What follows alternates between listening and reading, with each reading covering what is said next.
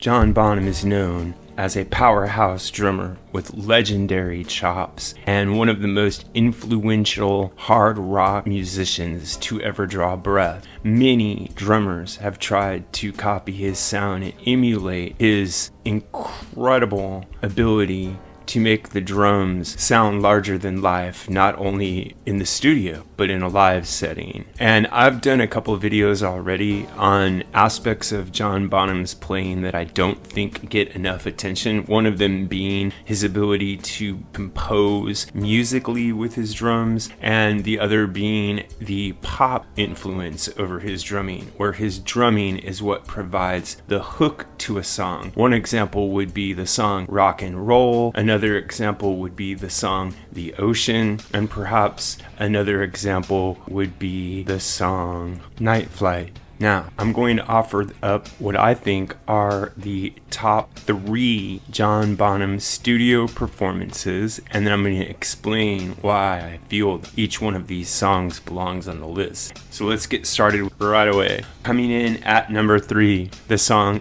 Good Times, Bad Times. And the reason that I picked this song is not only for the legendary double bass kick on a single bass drum and triple bass kick on a single bass drum, but the fact that this was the introduction of John Bonham's drumming to the world, and I don't think you could ask for a better introduction, a better first song, a better debut coming out of the studio. The only other one for drummers that I could think of that maybe rivals it would be Neil Peart on the Fly By Night album and the song Anthem. But for Bonham, this was an amazing display of not only technical ability, but of his ears. And again, it's very musical. He's commenting on the song itself. He's commenting on the riff. He's doing more than keeping time. And it shows that he was going to play a very serious foundational role in Led Zeppelin, no matter what they did. Even if Jimmy Page chose to take the band half of the time into a purely acoustic direction, the other half of the time where Bonham had a chance to really pound it out, he was going to do more than his fair share. So I think Good Times, Bad Times makes this completely obvious and evident and lays down the blueprint for pretty much everything that was to come later.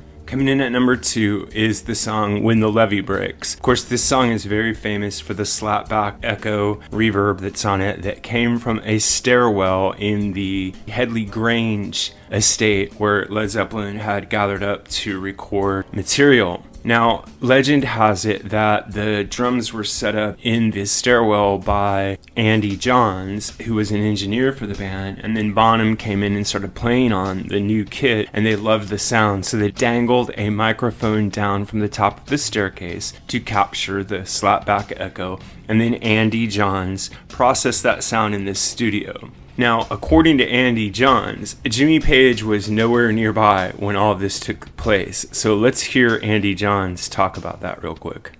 Where you walked in the front doors and there was like a cloakroom, and then you walked through these other doors and it was like the lobby of a medium-sized hotel. So the ceiling was quite high. I drug John's kid out into this sort of lobby area and just put 2 mics up. And Jimmy had this wonderful device called a Binson Echo Rec, which was an echo device. And it didn't use tape, it had a steel drum with various sort of heads around it for various delays. And I put that up the middle and compressed the crap out of it. And of course, at that sort of halftime feel, there's plenty of room for it to breathe, for the compressor, because I really did squash it, for it to breathe, and it brings up the room, and it was bringing up the repeats. That's why it goes goo-goo, gak-gak. He wasn't playing that, he was going boof, baff, boof, boof, baff. But with the echo, you know, you get that sort of double feel. And I've always been very proud of that. Now, Jimmy, of course, says that it was all his idea, but he wasn't there, he was down the pub.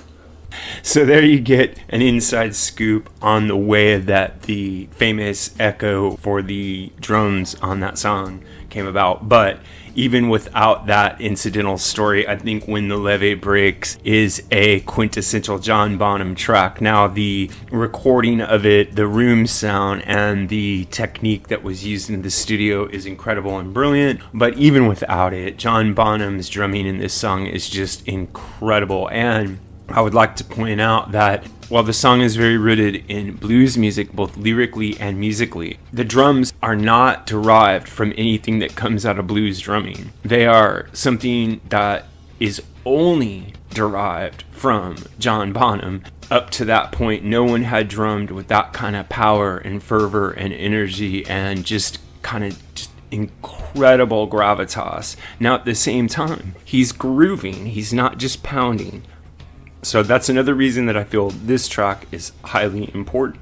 Now, for my number one song, I'm going to pick Fool in the Rain. And the reason that I pick Fool in the Rain as the number one studio performance by John Bonham is because it showcases not only his ability to play with incredible technique, but it shows his ability to integrate his ear for pop music into that technique flawlessly. And he also knows how to develop a hook. He knows how to embed the hook within the song structure and help the song as a whole. This is everything you could ask for in a drummer and more. Now, my final thought on John Bonham's contribution to Led Zeppelin, particularly on the early works, is that if you've seen my video on the strange circumstances of Jimmy Page's contract with Atlantic Records, you'll know that when Led Zeppelin originally signed with Atlantic, it was only Jimmy Page who was signed. The rest of the band members were paid hired hands, and this includes John Bonham. So Bonham's performance